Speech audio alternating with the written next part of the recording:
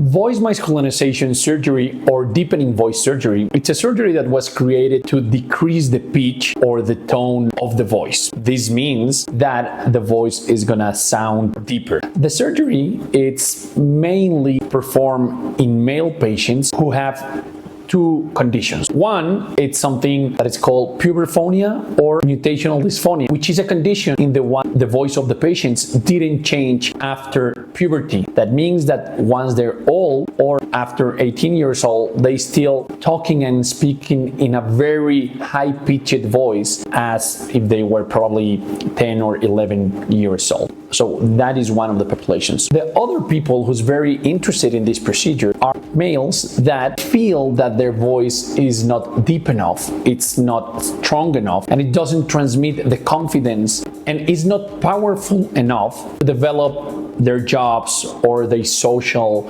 activities. Basically, what we do in this surgery is reduce the tension of the vocal folds, which make them vibrate slower, and in that way the pitch or the tone decreases. The surgery is done with a very small incision on the neck. It's around a 2 centimeters incision, and then we get into the cartilage of where the Adam apples is, and then we reduce the length of the vocal folds. It's an outpatient surgery. That means that you come and the same day of the surgery you're able to go to your place. The surgery, it's performed under sedation and local anesthesia. This means that the patient is going to be awake enough to be able to talk, because that's the way that we are going to decide how much we reduce the pitch of the patient, but it's going to be sleepy enough to doesn't feel or remember anything of the situations that occur during the surgery. The patients are able to completely eat and talk